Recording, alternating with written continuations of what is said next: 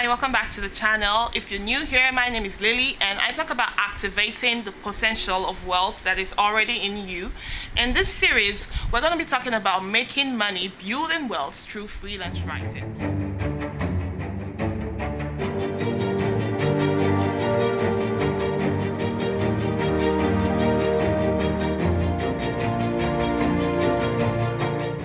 How much do freelance writers make today?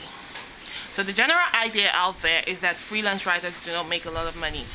Many people see freelance writing as something that you do in your spare time, maybe while your kids are asleep or during the weekends when you don't have to go to work, and maybe you earn $20 or $10 per article. Most people I know do not think that freelancers make more than $500 a month writing articles. But this couldn't be further than the truth. Now, the reason why I wanted to make this video is because if I didn't know what was possible when I started out as a freelance writer, I probably would have dropped off along the way. And so I think it's very important that everyone knows how much freelance writers make. So how much do they make? I know freelance writers who make $18K a year, and I know freelance writers who make $300K a year, and that's just crazy. But what's the difference between the group of freelancers who make 18,000 and the group who make 300 or more? There are a few things. The first thing is the niche, the industry that they are writing in. There's something called B2B, there's something called B2C, D2C, and there's something called SaaS. Now, B2B is business to business. Most companies who are B2B can afford to pay their writers more because the people that they service are businesses who typically have a higher spending capacity. B2C sells to customers, to consumers like you and I. And we have lower purchasing power compared to, say, a company like Walmart, for example. If Walmart wanted to invest in new software for their accounting, they would go to a company and they wouldn't mind spending $100K, $200K for the right accounting system. If you and I wanted to do accounts every day, I would be hard pressed to spend $10 a month on an accounting software for myself. And that's the difference. People who write in the markets where companies pay for their services in order to market to other companies tend to charge higher. I've seen people charge as much as $2,000, $3,000 per post. The other thing I mentioned was SaaS. Now, there are businesses that ship products that they make, physical products, and sometimes the profit margin on those products are not as high as it would be for a business who sells, say, software. SaaS is software as a service. So that is the subscriptions you use. Say you use maybe a productivity tool. The subscription you pay every month generates recurring revenue for those people. So all they have to do is win you over once. And so they tend to have a bigger budget because each customer spends for months and months and years rather than a one-off purchase. By the way, if you're enjoying this video, don't forget to like and subscribe. This helps me, keeps me motivated to make more useful videos for you, and it helps push out my videos to the algorithm and helps make sure that you do not miss anything I post in the future. So the other thing that influences how much people make as a freelance writer is experience. Like obviously in every industry, experience has a very vital role to play. A doctor who just graduated med school would definitely not make as much as a doctor who's been practicing for years. And it's the same thing with freelance writing. Right out of the gate, most freelancers cannot command 4 figures per article, and that's okay. What I'm very much against is people starting out with complete peanuts. As a freelance writer, especially in the B2B SaaS industry, which is where I am in, you should be able to command at least $250 per article when you get started. And when it comes to experience, what makes an experienced B2B writer or an experienced freelance writer? It's usually how much work your editor has to do when they see your submitted draft.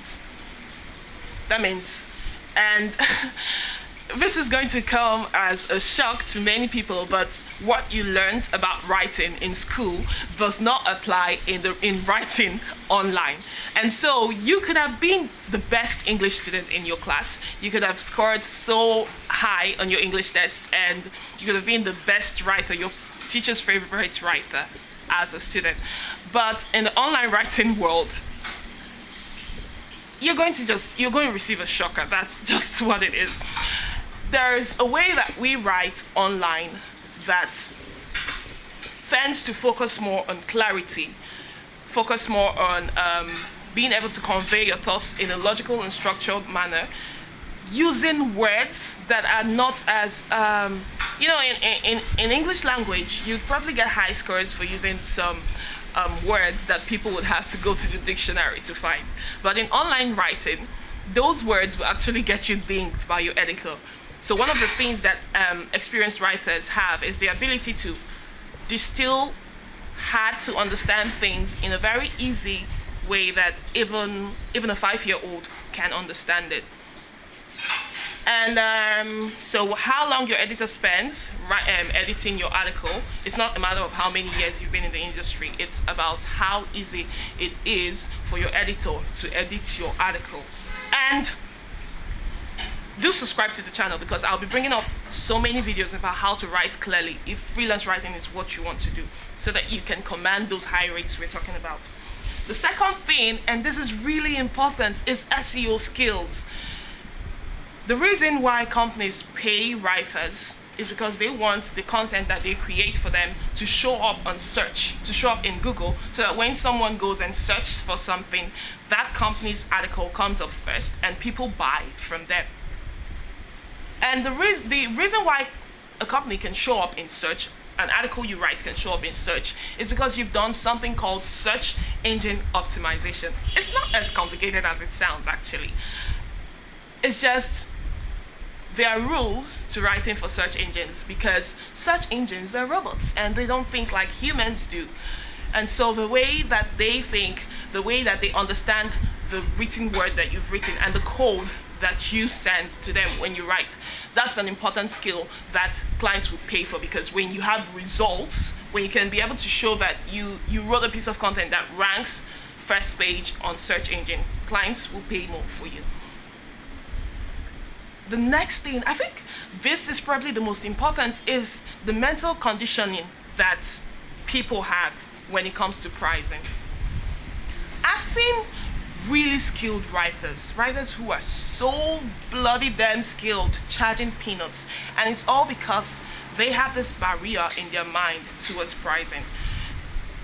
They cannot understand why someone would pay them a certain amount to write just content. It's just writing, right? And that is one of the reasons why people tend to charge lower than they should be charging. So, to recap, newbie freelance writers tend to make between $400 and $250 to around $400 per article.